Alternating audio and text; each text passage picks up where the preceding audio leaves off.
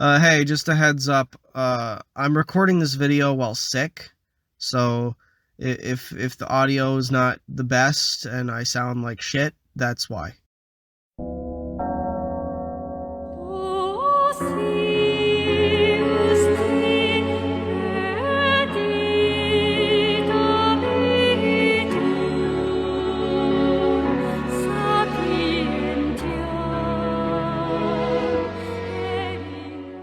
We begin the next volume by finally getting a chance to learn about that homeless girl from earlier. Yeah, we get to see her backstory, although it's handled very passively.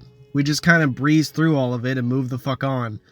I was honestly astonished at how fast we just got to the point. She was molested by her new stepdad, and her mom was jealous and beat her relentlessly, so she decided to run away. Honestly, I think what makes this backstory feel insulting to me is that it creates this horrible situation to make you feel sympathetic for this character, without really giving you anything to make her interesting outside of that. There's no setup whatsoever, you just get thrown right into it.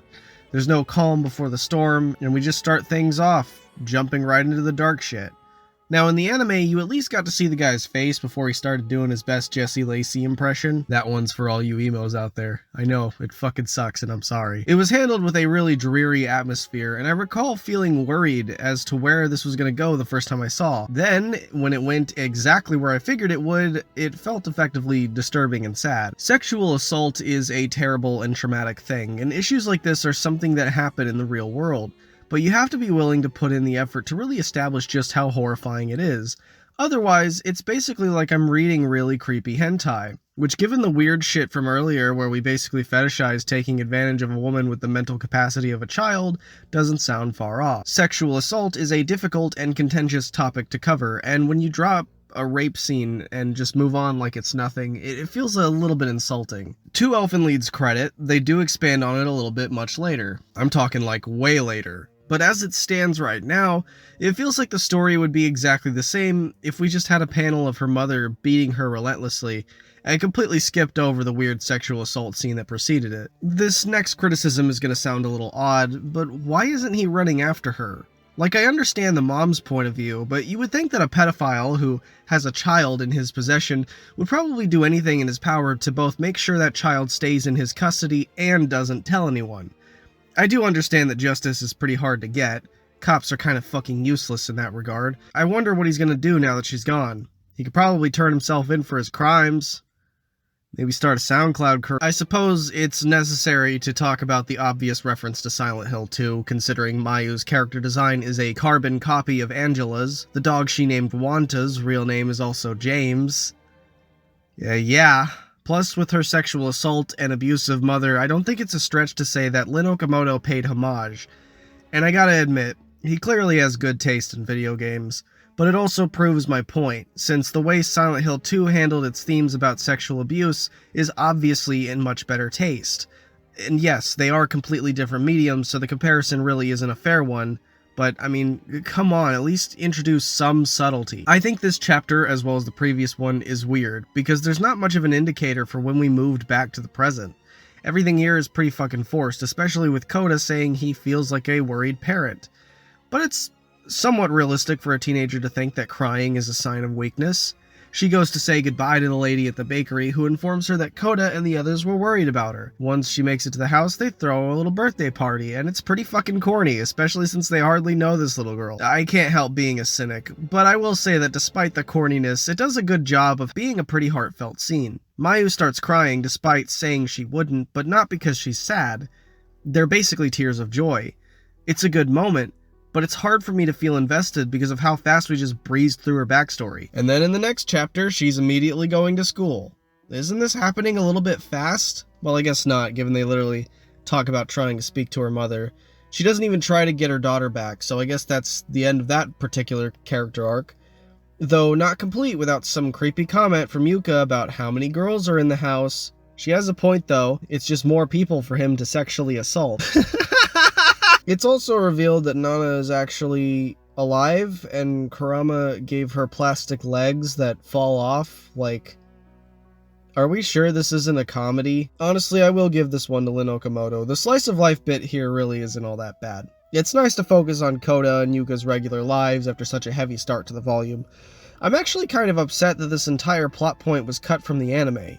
Neo even runs into Bondo at one point, who is ready to choke the shit out of this little girl until everyone around him starts saying Neo in different contexts. The joke doesn't translate well for people who speak English, but I genuinely thought this was pure gold, and I don't know why the anime left it out. This chapter is especially good because it manages to explain why they have to cut off Bondo's balls.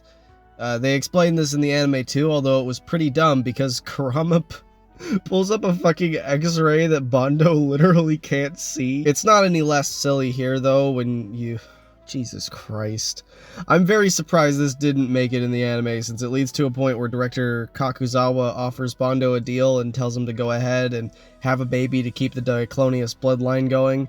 And it's like a bit out of the blue after all the arguing they just had about why they totally should cut off his balls. There's a lot to this point in the manga that really didn't seem to make it to the anime at all. Like, another thing the series left out, for obvious reasons, is this really weird scene where Neo and Kona take a bath and then Mayu walks in on them and gets traumatized, and then there's this whole like plot point about how disgusted she is with him but refuses to tell Yuka about it. You probably think I'm going to complain about this, but actually I think this is one of the few moments where it totally makes sense that she'd not only be disgusted but reluctant to share anything about it, given last time she opened up about something like that she got smacked in the face. If there's any benefit I can say, this is the first time the weird fetish stuff is actually given a negative consequence. Or maybe Mayu is the first actually smart person to live in this house. Putting that aside, I think it's a good concept because it creates tension between her and Kota and also makes things even further difficult for her, given she just lost a ton of respect for the people she put all of her trust in. But what is going to become extensively clear as we get further on, it's obvious that this was cut for good reason,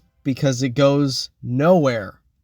He does nothing with this. There is the thing I talked about in the last video where Neo gropes her, and I think the worst part is that it's treated less as a potential plot point and more as just a running joke, which sucks because the potential for something pretty complex is definitely there. But Mayu has every right to be disgusted by Kota, and yet it never goes anywhere. I know I keep harping on that, but if you really want to know why I find it to be such an issue, just watch this video from Pop Culture Detective about being born sexy yesterday. It touches on why this kind of dynamic is not only creepy, but harmful. I'll leave a link in the description because it hits the nail on the head much better than I ever could hope to. But the gross dynamic between Kota and any of the women present in this household, save for Yuka, who is still his blood relative, completely fits everything this video criticizes. The next chapter is called News House Arrest. Jesus Christ. In any case, Kakuzawa recognizes Neo as Lucy and tells them to hand her over. He also calls them out for not turning her in as soon as they saw her, which would have been much smarter, but I really like the theory that Kota is ACAB. After an emotional moment in which the two of them cry now that they have to let this girl they knew for like a couple months go, Kakuzawa strips her and chains her up, and then he uses a sedative to knock her out so he can rape her while unconscious. One very valid question many people might have by this point is why every Diclonius happens to be female. Spreading this disease, not by infecting human beings, but their offspring instead, feels a little bit redundant since they have an urge to kill human beings, and there needs to be a better way to procreate than just using your enemy's womb. Especially since it literally just depends on if the human being happens to survive. Given it goes alongside an urge to kill humanity, it's pretty clear that procreation isn't what these Diclonius are trying to do, when it totally is. This contradiction doesn't make a ton of sense, so they remedy this with the huge plot twist that Kakuzawa is indeed a Diclonius male. Apparently they do have guys, except they're bald and don't have the invisible hands that girls do. But that thirst for blood is definitely still there, since it's also revealed that he's the one who broke her out of prison. So this plot twist is a nice fix to this problem, allowing the Diclonius race to... Oh. Okay. Damn. You just... Wow. I guess Lucy isn't so interested in procreating, but we won't really get to understand her motives until much later. Anyway, Kota goes back to check on Mew because he's unbelievably horny for a vegetable and happens to run into the girl who stinks good. Yeah, she never takes a shower in the whole fucking manga. I know it smells crazy in there. In the anime, this scene was a lot more creepy and dark, but here it's just more comical. She kicks his head multiple times, not knowing it's him until after she rolls it over. Seriously, if you look and smell like this woman, please DM me immediately.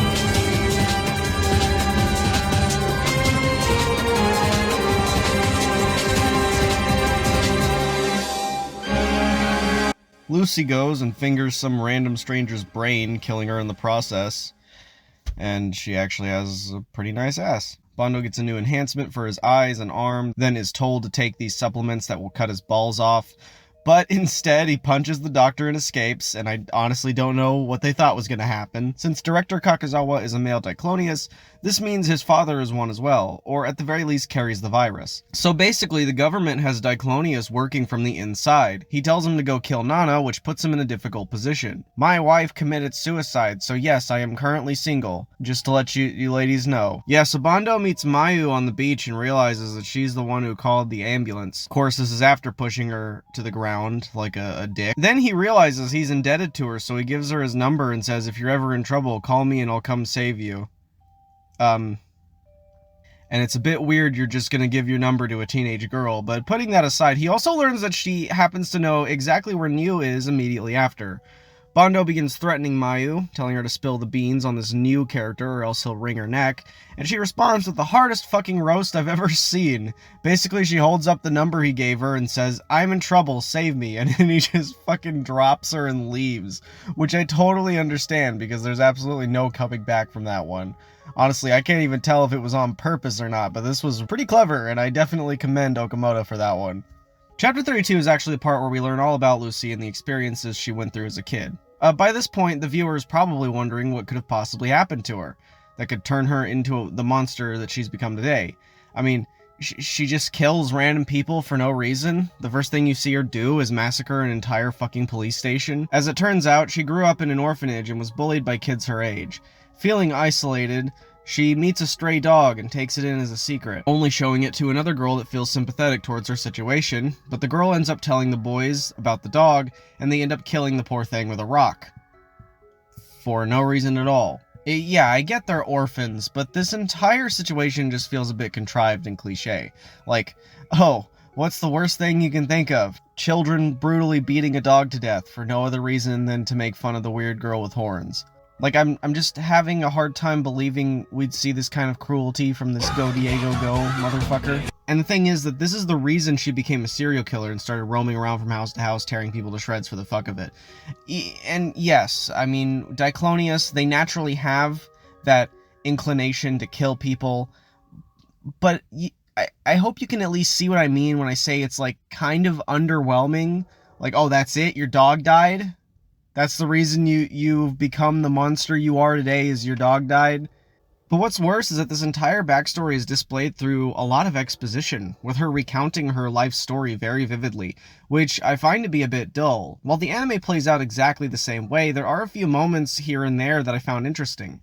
Like in the anime, the backstory is prompted by Lucy getting sick, which happened a lot when she was a little girl. She vividly remembers a situation in which her invisible hands would wander around, leaving prints on everything in her sleep. There's a mysteriousness to it that I can't quite place. It just left an impact on my 14-year-old brain. But just having everything spelled out for me in great detail doesn't make it feel nearly as strong, especially since you literally see this giant-ass hand ripping the kid's head off. Meanwhile, the anime leaves a lot of what she did up to the imagination, only showing the aftermath, which is like 10 times more unsettling. In any case, the chapter ends with her meeting Koda and preparing to kill him too, only to be met with admiration and surprise. He seems to really like her horns or something, I don't know. Anyway, I will concede that Koda meeting Lucy isn't a bad premise in and of itself, if admittedly a little cliche with the rain. I'm just not entirely sure why this kid is so willing to hang out with her just because she has some strange horns on her head, but I can't say I'd be any different. I like the idea of establishing her loneliness through insecurity over such an abnormal fear, but I don't think giving her a way to cover them up is a good way to make her feel better. He is a kid though, so I guess it's unreasonable to expect him to not be a silly, goofy goofball. Anyway, she quickly starts developing feelings for him. And then starts killing random people to stay in the night of their home and eat their food before leaving, all while naked, for no reason. Lucy begins to have a moral crisis over her actions, feeling a bit of guilt at the realization that she's become a monster. Eventually, Koda runs into her again, stating that he can't be here much longer, but can at least spend one more day with her at the zoo. You know, just for fun. This entire segment is cheesy and bad. Like, really bad. Lucy is super distraught that he has to go home when she's known this kid for, like, 2 fucking days.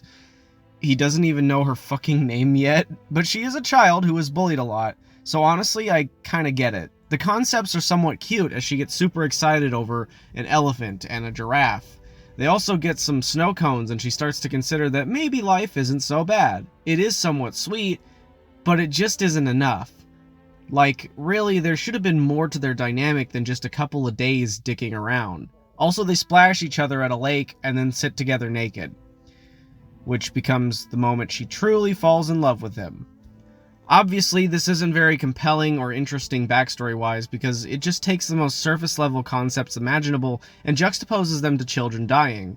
What I mean is that everything presented here is similar to the backstory with Mayu, showing that there's so much good in the world despite how horrible of a place it can really be, and we come to understand how far traumatized children are willing to take their cruelty, but what they do is so gruesome and exaggerated that it's hard to take it seriously, as it just feels like unnecessary and gratuitous torture porn just for the sake of it. It's going to take much more than just a trip to the zoo in order to balance the dark tone and make things more lighthearted and hopeful. While I'm sure these memories might have meant everything to Lucy, it's hard to sympathize with her even if she was a child with flawed logic. I was able to relate to it better as a kid, but having grown up and seen the real world, I find myself underwhelmed by this segment of the story. It's just super cliche and takes basic surface level concepts while propping them up as deep and meaningful when in reality they don't really do a good job of fully humanizing or justifying Lucy's actions from that point forward. There's a lot more pleasures in life than just going to the zoo, and considering the mass amount of brutality and just endless rape and gore we've been exposed to throughout this whole experience, you're gonna need to do better than that. Lucy asks him if he wants to go to a festival with her, and he says he's already going with his cousin, so she asks if this cousin is a boy or girl. Like, why do you care? They're cousins. Does Lino Komodo think incest is, like, normal and, like, celebrated? She literally almost kills him at the thought that his cousin might be a girl, so he says that they're a boy, and this was a necessary plot point that was absolutely integral to Lucy's story. Anyway, we're given a corny, albeit sweet scene to develop Koda's sister that I honestly wish was given to us much sooner, at least before learning that she was obviously killed by Lucy. I mean, this is all clearly a setup for that plot point, so it's just a bit obnoxious in retrospect. Like, oh no, she finds out that Koda lied and Yuka was actually a girl, and now she's gonna throw a hissy fit and kill people at the festival or something. Like, I know that this is part of the Diclonia's thirst for blood, and I'm not expecting her to be rational. Like, I've seen people say that the Diclonias are like a commentary on racism or something. And on the one hand, I see where they're coming from, but on the other, it spends all this time just basically showing you in every single way why Diclonius are terrible. And then when you see the fucked up shit that the government does to these Diclonius and the horrible things that happen to them because of the way they're born, you kind of get sympathy for them, but it's never made easy. Because the only Diclonius that is, like, taught not to kill is Nana, and even she turns at some points. I had a friend basically insinuate that the reason the Diclonius are the way that they are is because of the stupid-ass Neko ears in their fucking head, and it, like, does, like, brain damage shit, and it fucks them up. Kind of like a pit bull, where, like, pit bulls have, like, a kind of flawed brain structure or something. I don't know how it all works, but it's not impossible to teach pit bulls not to kill, just like it's not impossible to teach Diclonius not to kill. Although I more or less liken them to, like, psychopaths. Psychopaths, I mean, typically they're that way because of their childhood or the way they've been brought up, but if given the right teaching, they can learn not to be violent and still coexist with other people, even though they are literally not capable of empathy in any regard. And that's actually, like, a very interesting thing about Elfen. That's the part of it that I found really interesting when I was younger. I thought it was really complex, and it had a very good point to make. I just think that the way it approaches this point isn't really cutting it, because all of the horrible things that happen are bad. Like, really bad, traumatic, horrible, just brutal, because that's what the series is known for. It's its main selling point, is how fucked up it is. But when it tries to be cute, when it tries to be, like, genuine, when it tries to be sweet, The only things it really bothers with are, like, just food, like cooking food and going to the zoo and small things like that.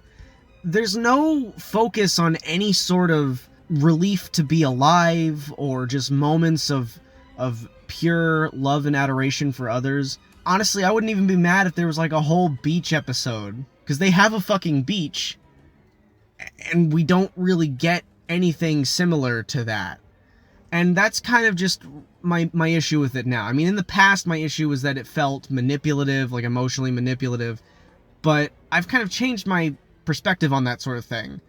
And now it's just the fact that it's so restrained whenever it's trying to have a positive message, but it just goes all out to be as fucked up as possible when it touches on the more cynical aspects of human nature. And this part that I'm rambling about, I didn't even script this. This is just me going off the cuff because I've just been thinking about it a lot. And yeah, that's really, I think, honestly, my main issue with Elfen Lied and its approach at thematic storytelling. It's very disappointing in that regard. It's not impossible to make an irredeemable piece of shit a compelling character, so long as you have a way to make them easy to understand. Not necessarily relate to, but easy to understand. And the way Lucy is written, I would say that it's easier for a teenager to find her relatable than it is for an adult. And I mean, that just has to do with the fact that teenagers have this sort of main character syndrome, and they kind of believe that they're just so important, and they're also very overly dramatic, hence the attraction to gore and whatnot. But it's really disappointing to see that Lucy's backstory couldn't have been more than what it was, because there actually is the makings of a decent character here. And as I said, it's just disappointing to see the end result. Can't believe this was the moment that Lucy became the comedian. I will say that the art direction and detail have improved a ton, with the panels feeling segmented in a much more organized and interesting way. Entire pages are darkened to instill a sense of dread and get you to feel, or at least understand, what Lucy is feeling, so it's not like entirely unrelatable, it's just that the context is dumb. There's this entire artsy exchange in which the demons of Lucy's past convince her to kill Koda's family that I thought was actually pretty creepy, but admittedly in good taste. At least, in as much good taste as a backstory this dumb can possibly be. Lin Okamoto did practice and got pretty far with his skills, and I do have to commend him for that. It's just that the story is terrible. Anyway, Lucy kills a bunch of people at the festival, which is seen by Kanai, who also apparently saw the invisible arms somehow. Like, it's established that these arms are literally invisible, so I'm not really sure where this logic is coming from. I will say that, so far, Kanai is my favorite character because she kicks Yuka in the shin and calls her silly. But honestly, this is really weird behavior from a girl who just watched 4 people get ripped in half. She also just randomly says that she wishes that girl would just kill Yuka because she's jealous that Koda gave them more attention than her. But I guess we need some sort of contrived scenario to justify Koda saying he hates her right before she dies.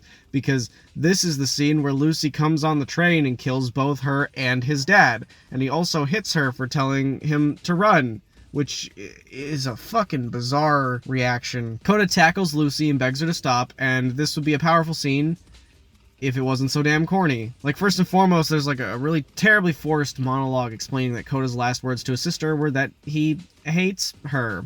And like, putting aside already how forced and contrived the scenario of him telling her that even was to begin with, now we have the manga explaining itself to you why this is deep and tragic, actually. But beyond just that, Lucy says she wanted to hug him, which is so fucking funny to me. These characters are already so stupid, so I don't want to know what they're thinking. Anyways, Lucy stops the train, then goes to the edge of the cliff to cry, and then sucks her tears right back into her face, and grows her hair out. Oh wait, no, this is just a really poor transition back to the present. I do prefer this reveal in the anime because it happens when the stakes are already high and everything is going to shit. It just feels a bit early, is all. I mean, we're only on volume 4.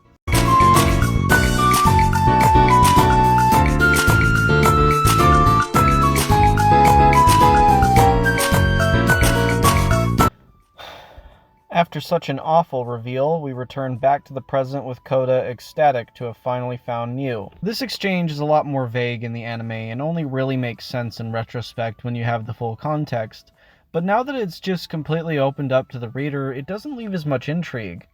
I will say that the page structure does a great job of emphasizing Lucy's guilt for hurting Koda, sins that stuck with her even despite the fact that they were impulsive decisions made by a child that was angry at the world for treating her unfairly. She almost confesses these sins to Koda and helps him to remember his past, but before it comes out, she conveniently turns back into Miu and all that tension goes away. I suppose I can understand it being too early, but if that really were the case, then why bother even showing this backstory now? I don't see any conceivable reason why this particular development has to wait while the backstory for Lucy just can't, aside from the fact that you made it obvious from the get-go. Chapter 40 has this super dramatic scene where Kurama is forced to kill Nana, and it's very sad and tragic, until it's revealed that she's actually alive. He literally has the monologue about how guilty he feels doing this, but if him giving her new limbs is any indicator, he isn't actually doing anything to her. I mean, at least this scene is believable in the anime, as she doesn't have her new limbs yet. Anyway, she wakes up on the beach and meets Bondo, and then he threatens Nana with a much stronger handgun. It's a pretty cool matchup, honestly, and I like this a lot because it puts into perspective how similar, yet different the two of them are. They're both victims by Lucy's hands. In a way, I think it would have been good to expand on this, possibly even make them rivals. Unfortunately, we put a pin in that so we can have some porn where Miu starts sexually harassing Yuka. Mayu also walks in on it and Miu just grabs her boob, refuses to elaborate, and fucking leaves. Yeah, there's not a point to this and I already bitched about it, so let's just move the fuck on. Bondo points out that this is the second time he's found a Diclonius on the beach.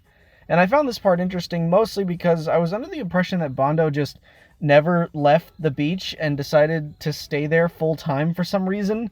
Like, you don't really get to know much about him, like where he lives or what his life was like before all of this, and it's kind of a shame because there is the makings of a great character here, and even arguably a great rivalry against Nana. I'm actually quite frustrated at the results here, because on top of having such potential, this fight is actually pretty good. He displays clear racism against Diclonius, believing them to be subhuman creatures, and even agreeing with the idea of keeping them in prisons for experimentation. Nana, on the other hand, is desperate to prove that not all of them are like that, and is torn between retaliating in self-defense and staying true to what Kurama told her. Moments like this are exactly why I read this manga as a teenager. There's even this super hype part where Nana throws her fake arm at him in a fist, knocking the gun out of his reach, and Bondo just grabs another one and shoots her in the face, barely grazing her forehead. Save for the random panty shot, this part was fucking awesome, and Bondo is my goat. Then the fight just ends with a cute little moment where they establish a truce once he realizes they have a common enemy. This makes complete sense as well, because this fight gives him an opportunity to see how truly strong she is, which gives him the insight to use her strength to his advantage. They already set up a really good plot point. The thing is that a lot of the subtext in this chapter has the potential to be interesting. There's so many different perspectives and so many different things that each of these characters could possibly bring to the table. And then the next chapter happens, and I remember why I hate this manga, because this woman wearing a diaper just starts living with Koda and she has nothing to do with anything, like, at all. Seriously, this woman was cut from the anime because, I mean, firstly, it's fucking weird, but secondly, it doesn't even need to be here. Like, the story would not be any different without her. The only justification for this entire chapter is the end where the director shoots the stinky lady in his underground pond, which is kind of cool, I guess, but it's not really that interesting because he didn't exactly kill her. But it's like, now, this diaper bitch gets all the focus, and that's what the story's gonna exhaust itself with. It doesn't fit any of the themes present whatsoever. It's just a weird subplot that we're focusing on for no reason. And I'm not going to repeat myself anymore. You know how I feel about this. So what is the point in breaking it down? Like, anytime I run into these things, I think about all the arguments I got into with people about how the Elfen lead manga is actually better because it has more content.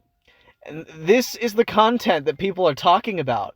And every time I hear someone say that, I just wonder if they're even aware that this is the case. Or if they're just saying that because manga's always better. Like, are you sure that this is better? Like, really? Like, are we 100% certain that this is absolutely imperative to the manga? I'm saying this as someone who analyzed The Boys and justified every gross and out-of-pocket moment in that series, even when it was gut-wrenchingly horrible. I am okay with a story getting weird, but there needs to be at least some justification for it to make sense. Otherwise, you're just wasting my time. Oh, also, Kurama's a fucking idiot, because he gave Nana all this money and didn't even leave a note telling her how to use it. And she gets hungry, this guy asks if she has any, and she says no, then she uses it for a fire. I will admit, it's funny, and it's obviously intended to be, so I can at least suspend my disbelief enough that I'll appreciate it from that angle. Regardless, Nana meets Mayu and is invited back at her house. Mayu expresses gentle envy at the fact that Nana has a guardian that cares for her, since up until recently that's a luxury she was never granted. She even feels apprehensive about the people she's with now, though this does make me question why she's just straight up inviting Nana into her new home willy-nilly. It's not like we have room for another, and Koda should already be 100% aware that the police are looking for new, so hiding not one, but two people with horns just doesn't seem like a very safe idea. The director shoots the stinky glasses woman in the arm, causing her to bleed out and almost die, and I'll say I was a bit surprised at how much more dramatic this scene was in comparison to how it was depicted in the anime.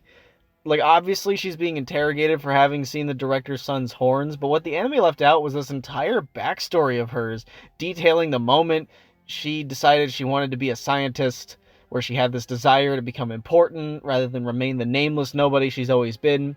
And I kind of like this, and I'm a bit underwhelmed by how vague it is in the anime. It's definitely a strong premise, as it gives her a motivation to help the director find Lucy.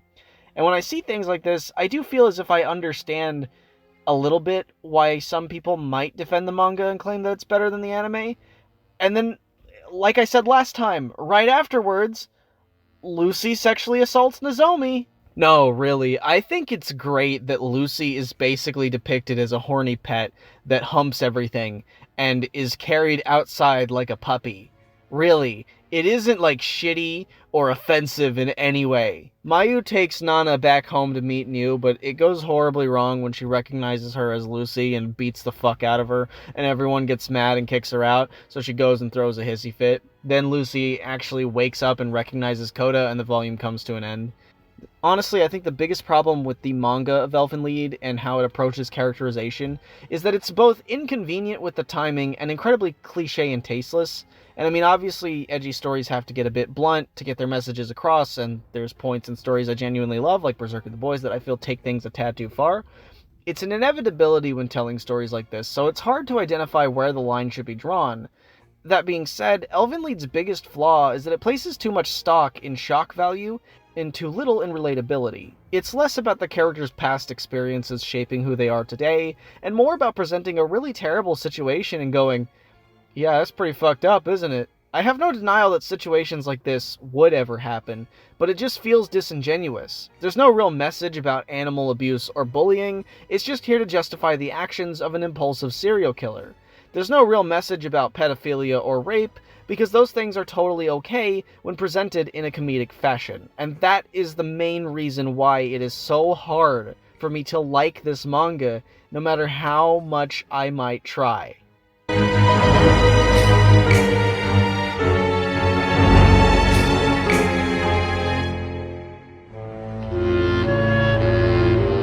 We're given yet another flashback sequence with Lucy remembering how often she got sick as a kid back at the orphanage, seeing that even the adults didn't like her. Then we get a scene of her meeting the puppy, which doesn't benefit anything at this point.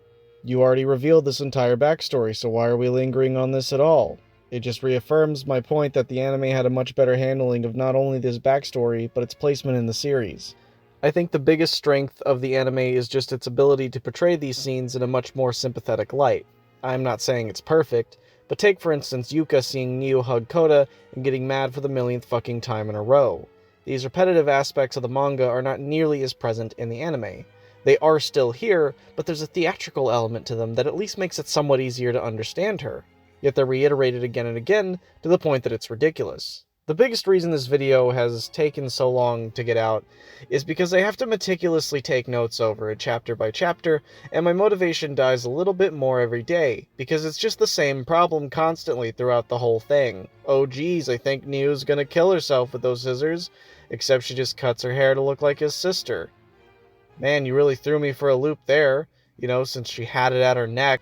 Though, while we're on the topic of repetitive story beats, Kota takes her in, despite the fact that she literally assaulted a mentally disabled girl. Though he did too, in a much worse way. Isn't all of this starting to feel a little familiar? The only thing that would complete this structure is finding another person to send after Lucy, which is exactly what the director does. Except this one can reach her hands out for like 11 meters instead of just 2. Wow, that's cool, but also, why didn't you fucking do this from the get-go? Like, yes, I know that she's dangerous, but there's a bomb inside of her, and that ends up being the only way they can keep her from acting on her psychopathic urges. I mean, aside from the tube in her vagina. Oh my fucking god, bro. Whoa, look at those. By the way, they leave that in the anime, I hope you know that. While I'm making exceptions to things that I think the anime does worse, I'll admit that the moment in chapter 53 in which Mariko's strength is temporarily shown off is actually kind of stupid in that version, because it's so hyper-focused on making it as gory and brutal as possible. Mariko is greeted by a woman that used to comfort her with exclusively her voice in the same way that Kurama did, in the hopes that she'll trust her. But it backfires horribly with her ripping the woman in half and throwing her upper body into the nearby window to keep them from detonating the bomb. Unfortunately, the woman still ends up being alive, just long enough to press the button before she can hurt anybody else, then promptly dies. It's gruesome and brutal, and a rather effective way of establishing Mariko as 10 times more insane and dangerous than any other Diclonius we've seen thus far. And in the manga, this is all very restrained. You actually don't see any organs or anything. The cuts are clean, and the impact comes from the shock value more so than the intensity of what happens. It looks a bit odd, but it's unbelievable, and I honestly find it a lot more cathartic and satisfying than the anime's iteration, in which you can clearly just see her organs flying out everywhere. Like, we're meant to believe she has the ability to press the button at this point. What is she even breathing into? Her lungs are gone. Oh, also, we're given more slice of life as Nana becomes accustomed to her new home and tries to overcome her trauma, which is really fucking backhanded given how insensitive this series has been towards victims of trauma up until this point, but at least they waste no time in uniting Mariko and Nana in a one-on-one duel, though I guess you could more accurately describe it as a fucking massacre. This is supposed to be like a really big moment for Nana, though it still doesn't exactly feel earned, because she like barely knows these people, and their first impression of her is that she assaulted their housemate.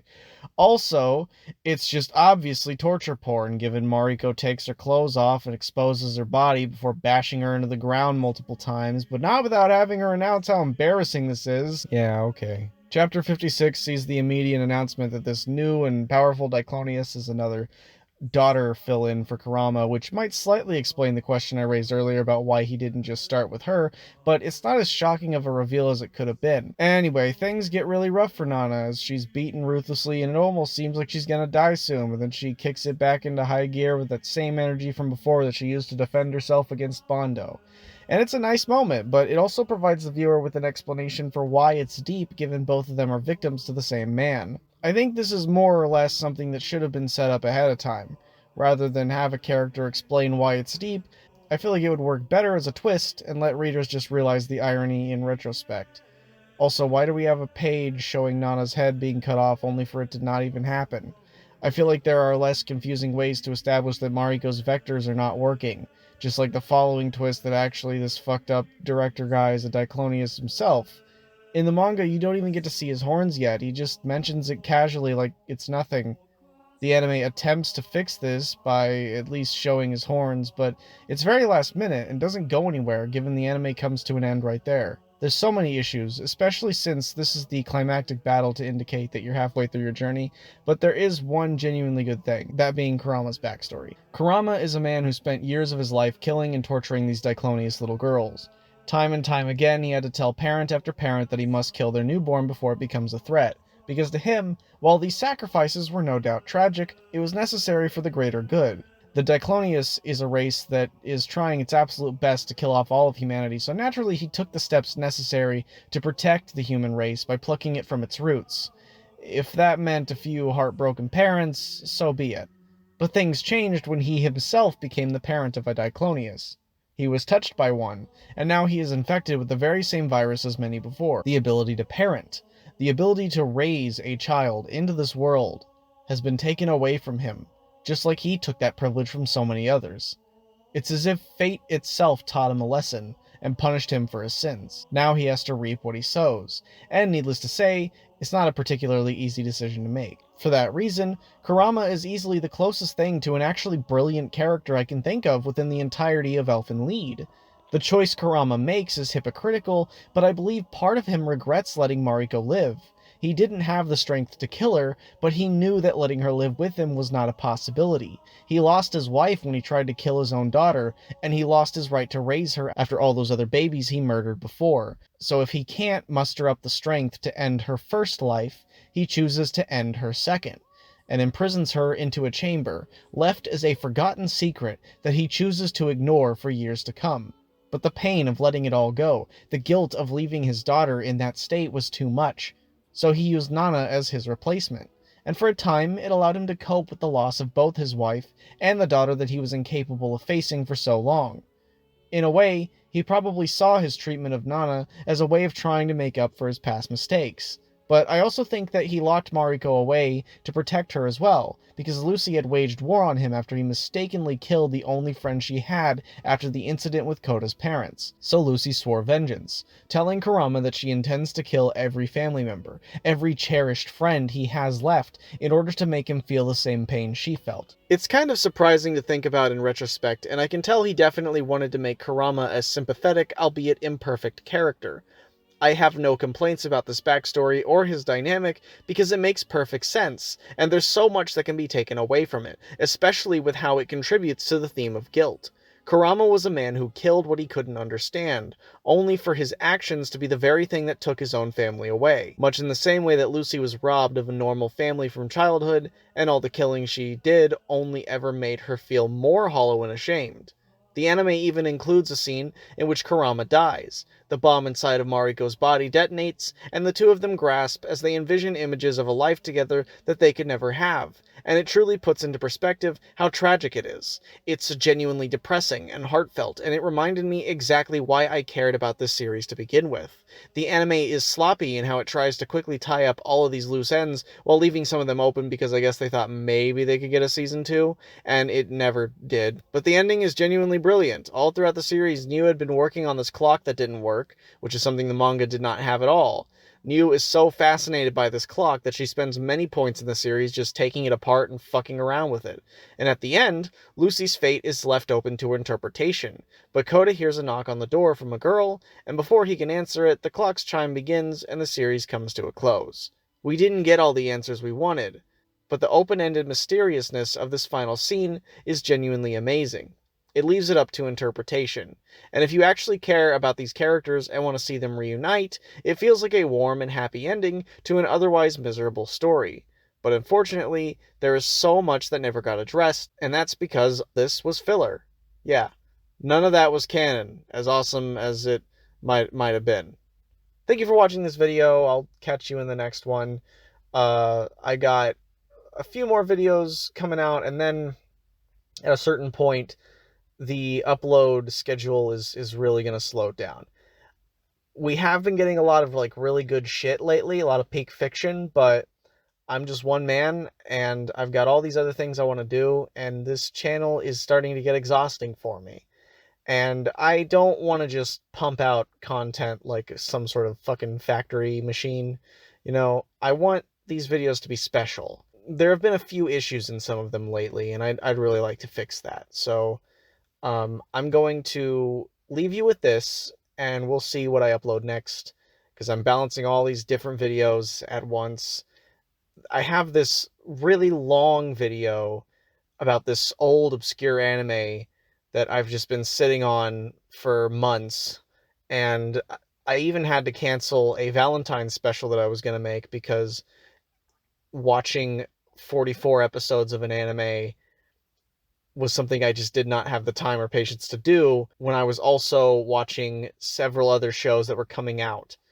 And I think that's part of what's really setting me back, is I keep trying to cover new stuff because I want to be more trendy and I want to find new audiences. But I think it would be best if I just focus on what I want to focus on, while occasionally, maybe every now and then, throwing out something trendy. And that's kind of my goal. With that being said, Part 3 may take a while because I still have not even done the notes for the rest of the manga. But I have the conclusion already written down. So I just need to basically get through the rest of the manga, kind of review through it, which shouldn't take as long as it has, because up until now I've had anime material to compare all this to, but now it's like I don't have to anymore. I can just basically review the rest of the manga. But on top of that, I have all these other videos I've been working on as well. More Berserk. I have a video on Blade Runner coming out at some point. I have just a bunch of different things that I would like to talk about. I'm not even done talking about The Boys, so there's just been so much at once, and I need to kind of take it one video at a time instead of perpetually trying to balance all of this shit at once. So I appreciate y'all's patience. Thank you so much for getting me to 3K subs. It's fucking amazing that I can hit that number. I kept sitting right below that number, and then I went down once I changed my username and kind of changed my whole identity and removed like most of my content. But I'm glad to see that we're back on track, and I'm hoping that I can continue making videos that you guys like in the future. I'm still learning, and yeah, I need to stop rambling because this outro has gone on long enough.